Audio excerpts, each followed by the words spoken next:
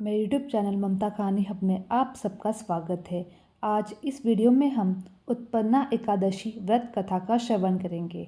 Video की शुरुआत करने से पहले अगर चैनल को आपने सब्सक्राइब नहीं किया है तो चैनल को सब्सक्राइब करना ना भूलें। उत्पन्ना एकादशी व्रत कथा।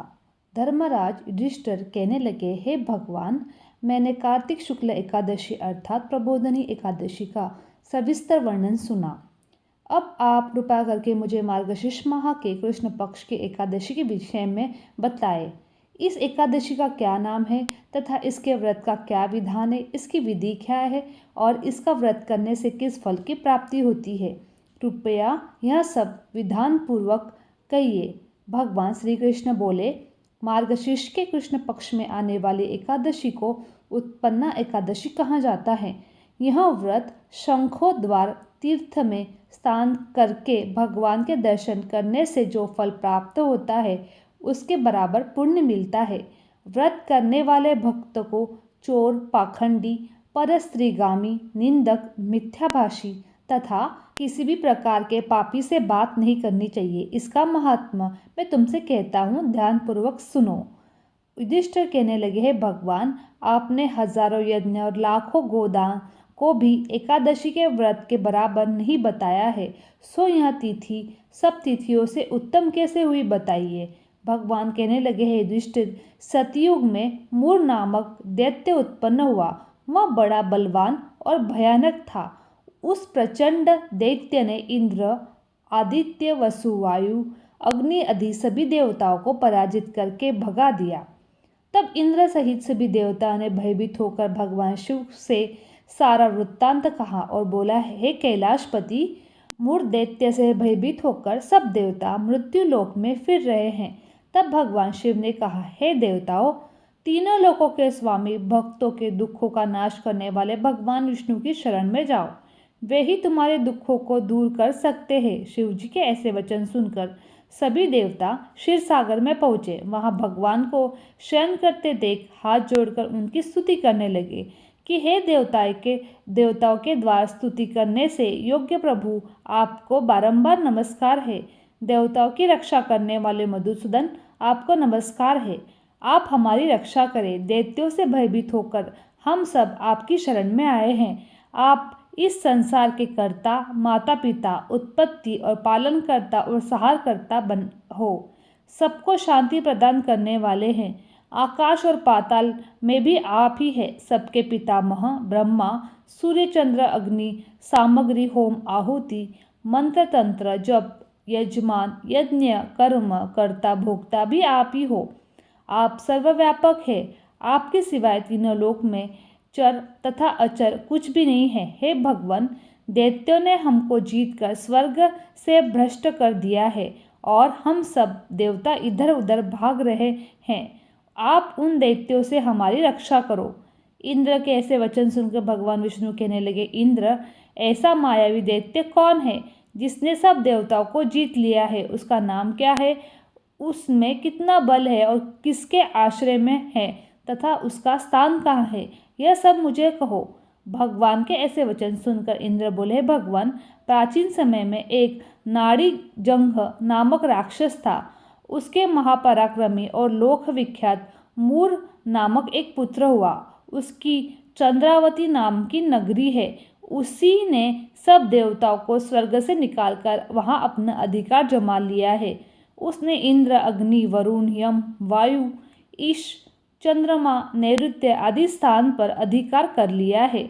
सूर्य बनकर स्वयं ही प्रकाश करता है, स्वयं ही मेघ बन बैठा है और सबसे अजय है।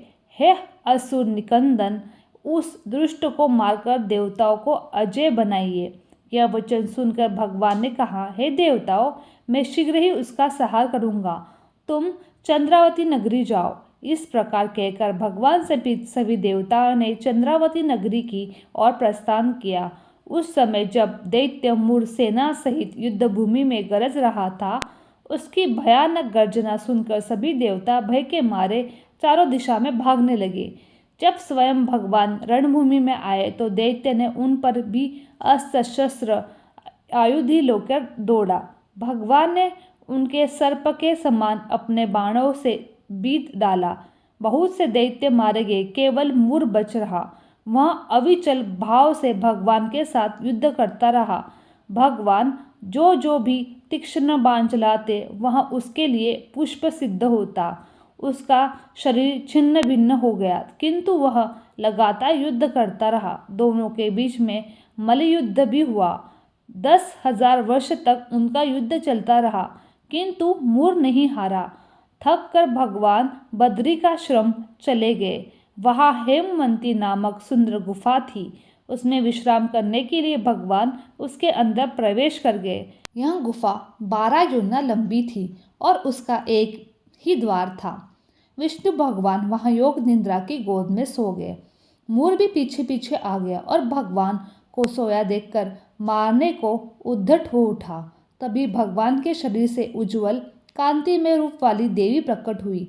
देवी ने राक्षस मूर को ललकारा, युद्ध किया और उसे तत्काल मौत के घाट उतार दिया। श्री हरि जब योग निद्रा की गोद से उठे तो सब बातों को जानकर उस देवी को कहा, आपका जन्म एकादशी के दिन हुआ है। अंत आप उत्पन्ना एकादशी के नाम से पूजित होगी। आपके भक्त वही होंगे जो मेरे होंगे। जय श्री हरि। एकादशी व्रत कथा। एक बार एक राज्य में एक राजा रहता था। राजा बहुत ही बुद्धिमान और बलशाली था। राजा सदैव अपनी प्रजा को बहुत ही अच्छे से ध्यान रखा करता था। प्रजा भी अपने राजा को बहुत पसंद करती थी। राजा की 2 बेटियां थीं। राजा अपनी दोनों बेटियों से बहुत प्रेम करते थे। राजा की छोटी बेटी देखने में बहुत सुंदर और आकर्षक थी और राजा की बड़ी बेटी छोटी बेटी से मुकाबले थोड़ा कम सुंदर थी। राजा की छोटी बेटी ग्यारस माता की पूजा किया करती थी और सभी लोग राजा की छोटी बेटी से बहुत ही प्रेम करते थे और बहुत ही प्रशंसा किया करते थे। राजा भी अपनी छोटी बेटी को अधिक प्रेम करता था, जिस कारण राजा की बड़ी बेटी अपने छोटी बहन से बहुत नफरत करती थी। राजा की दोनों बेटियां जब बड़ी हो गई तब एक पड़ोस राज्य में रहने वाले राजकुमार राजा की बड़ी बेटी के लिए रिश्ता लेकर आए। लेकिन जैसे ही उस राजकुमार की नज़र राजा की छोटी बेटी पर पड़ी तो वह राजकुमार राजा की छोटी बेटी पर आकर्षित हो गया और उसकी पहली नज़र में प्रेम कर बैठा। उस राजकुमार ने राजा की बड़ी बेटी के साथ विवाह करने से मना कर दिया और उसने राजा से कहा कि मैं आपकी छोटी बेटी से विवाह करना चाहता हूँ। जिसके बाद राजा की बड़ी बेटी यह देखकर अपनी छोटी बहन से बहुत क्रोधित हो गई और राजा की बड़ी बेटी ने अपनी छोटी बहन को अपना सबसे बड़ा दुश्मन मान लिया। राजा की बड़ी बेटी ने अपनी छोटी बहन को बदला लेने का निर्णय किया, जिसके लिए उसने अपनी छोटी बहन को जान से मारने का इरादा बना लिया। राजा की बड़ी बेटी ने अपनी छोटी बहन को मारने के लिए सबसे पहले एक लड्डू में जहर मिलाकर अपनी छोटी बहन को दे दिया। उसको लड्डू खाने के लिए कहा, लेकिन लड्डू खाने के बाद भी छोटी बहन को कुछ नहीं हुआ। बड़ी बहन यह देखकर बहुत आश्चर्यचकित हो गई, लेकिन बड़ी बहन ने हार नहीं मानी और उसने जब रात में छोटी बहन अपने कमरे में सो रही थी तब एक मटके में सांप रखकर उसके कमरे में छोड़ दिया। लेकिन सांप भी छोटी बहन को कुछ नहीं कर पाया। लेकिन जिसके बाद बड़ी बहन ने अपनी छोटी बहन से कहा, चलो हम लोग कुएं में से पानी भरकर लाते हैं। जिसके लिए वह अपनी छोटी बहन को पानी भरने के लिए कुएं में लेके गई। उसने अपनी छोटी बहन को कुएं में धक्का दे दिया, लेकिन छोटी बहन को तब भी कुछ नहीं हुआ क्योंकि हर बार ग्यारस माता उसकी रक्षा करती थी।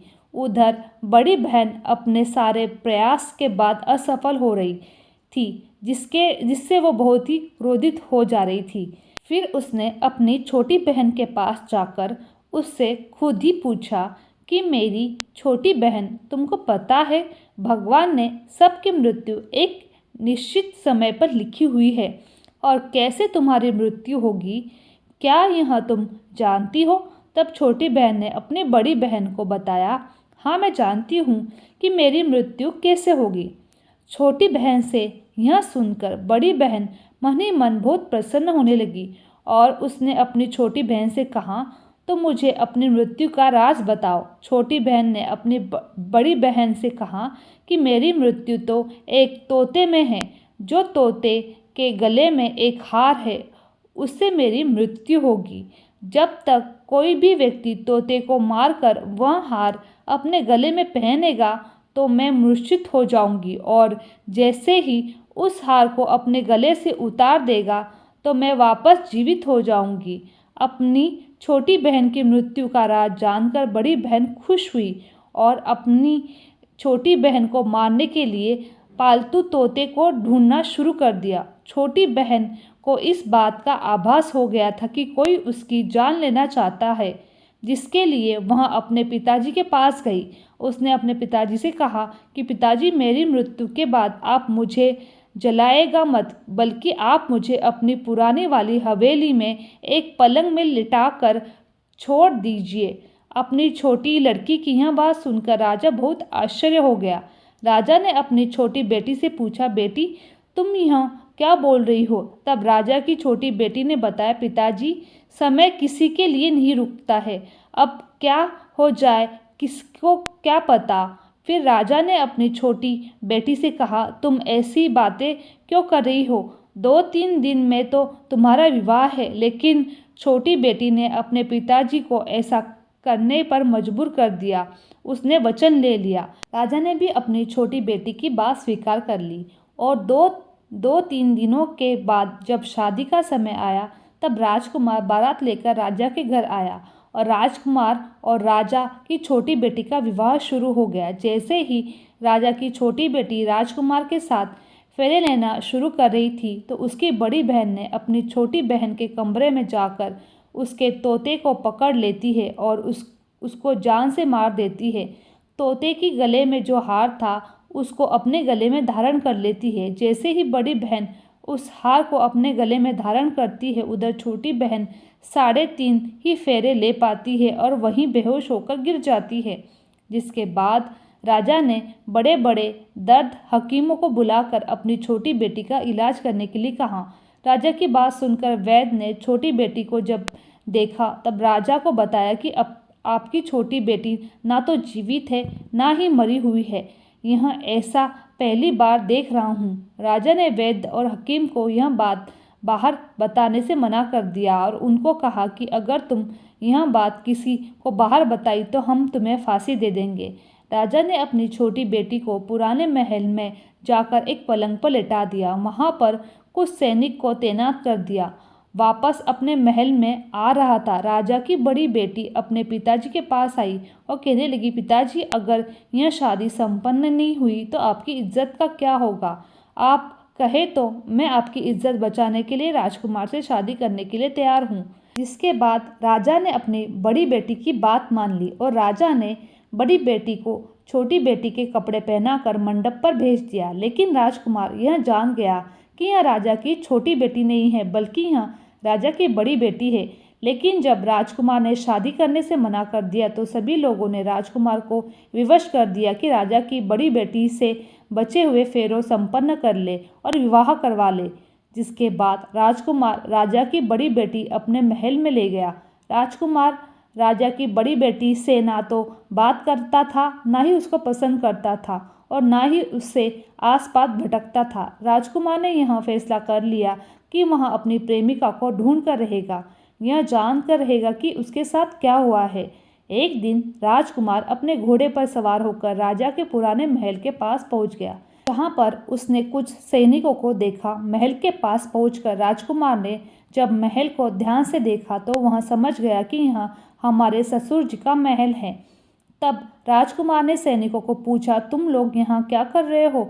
इस महल के अंदर उस पलंग में कौन लेटा है? जिसके बाद सैनिकों ने बताया, यहाँ पर राजा की छोटी बेटी लेटी है। यह सुनकर राजकुमार बहुत प्रसन्न हो गया। वह तुरंत अपनी प्रेमिका के पास जाकर पहुँच गया और उसकी सेवा करने लगा। जैसे ही रात हुई तो राजा की छोटी बेटी उठकर खड़ी हो गई। राजकुमार यह देखकर बहुत खुश हो गया और अपनी प्रेमिका से पूछा, तुम यहाँ क्या कर रही हो? तुम्हें मेरे साथ चलो। राजा की छोटी बेटी ने राजकुमार को सारी बात बता दी कि मेरी जान एक तोते में बसी है और मैंने यह बात सिर्फ अपनी बड़ी बहन को बताई थी और मुझे पता है कि उसने ही मुझे मारने का प्रयास किया है। उसके पास एक हार है जिसको वह सुबह पहन लेती है और रात को उतार देती है। जब तक वह हार को पहन लेती है तब तक मैं मूर्छित रहती हूँ, और जैसे ही वह हार उतार देती है मैं जीवित हो जाती हूँ। और जब तक मेरी बड़ी बहन के पास वह हार है तब तक मैं ऐसे ही जीवित और मूर्छित होती रहूँगी। अगर मेरी बड़ी बहन के पास जो हार है वो मेरे हाथ में लेकर आ जाए तो मैं हमेशा के लिए जीवित हो जाऊंगी। राजकुमार यह बात सुनकर राजा की छोटी बेटी के पास रहने का निर्णय ले लिया। उसने अपने बचे हुए सारे फेरे पलंग में लेटी राजकुमारी जो राजा की छोटी बेटी है उसके साथ ले लिए, अपना विवाह पूर्ण कर लिया, वहीं पर रहने लगा। देखते ही देखते कुछ समय में राजा की छोटी बेटी पेट से हो गई। एक दिन राजकुमार को कोई किसी काम से बाहर जाना पड़ा।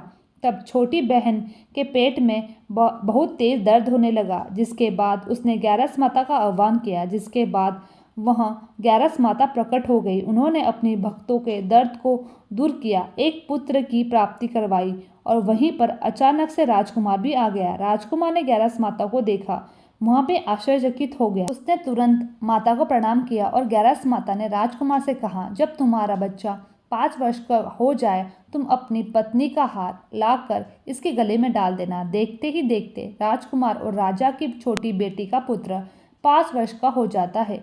तो राजकुमार ने अपने बेटे से कहा कि बेटा, मैं कुछ काम से बाहर जा रहा हूँ, तुम अपनी माता का ध्यान रखना। वहाँ से चला जाता है। राजा को बाहर निकलता देख बड़ी बहन के सैनिक देख लेते हैं और बड़ी बहन को आकर सारी बात बता देते हैं।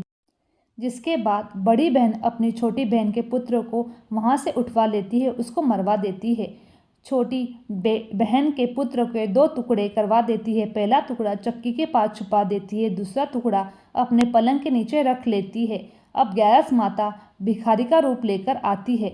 एक भिखारी का रूप रहकर बड़ी बहन के पास चली जाती है, जिसके बाद वहाँ भीख मांगने लगती है। बड़ी बहन अपने नौकरों से कहती है, जाकर भिक्षा दे दो। लेकिन जैसे ही नौकर ग्यारस माता को भिक्षा देने के लिए आते हैं, माता उन्हें मना कर देती है, कहती है कि मैं तुम्हारी महारानी से भिक्षा लूँगी। जिसके बाद बड़ी बहन स्वयं भिक्षा देने के लिए माता के पास आती है। तब माता एक बिल्ली का रूप लेकर उसके कमरे में चली जाती है। वहाँ पर छोटी बहन के पुत्र के 2 टुकड़े के पास जाकर आपस में जोड़ देती है, उसे जीवित कर देती है और उसे वहाँ से ले जाती है। राजकुमार अपने बेटे को लेकर अपनी पत्नी के पास जाता है, उसे कहता है कि तुम इसका ध्यान रखना। अगर तुम इस बच्चे का अच्छे से ध्यान रखोगी तो मैं तुमसे बात करूँगा। एक दिन राजकुमार अपने बच्चे से कहता है, तुम अपने माँ के गले का हार मांग लो। जिसके बाद राजकुमार का लड़का अपनी माँ से के पास जाता है, कहता है मुझे आपका हार गले का चाहिए। यह सुनकर पहले तो बड़ी बहन बहुत क्रोधित होती है, पर उसको याद आता है कि राजकुमार ने कहा था अगर इस बच्चे का ध्यान अच्छे से नहीं रखेगी तो वह उसे बात नहीं करेगा, जिसके कारण वह हार वो बच्चे को दे देती है। वह तुरंत हार लेकर अपने पिताजी के पास आता है। तभी राजकुमार अपने बेटे को लेकर वहाँ से चला जाता है और अपनी पत्नी से कहता है, तुम हमारे लिए खाना बनाकर रखना, मैं शाम को आकर तुम्हारे साथ खाऊंगा। वह अपने बेटे को लेकर वहाँ से चला जाता है। जिसके बाद वह राजा के पास जाता है और उनको सारी बात बता देता है। राजा अपनी बड़ी बेटी की करतूत से बहुत क्रोधित होता है और अपनी परवरिश पर दोष देने लगता है और राजकुमार को अपनी छोटी बेटी के साथ रहने के लिए आदेश देता है। बोलो ग्यारस माता की जय। जय श्री हरि। मेरी ये वीडियो आप लोगों को अच्छी लगी तो चैनल को लाइक, शेयर और सब्सक्राइब करना ना भूलें।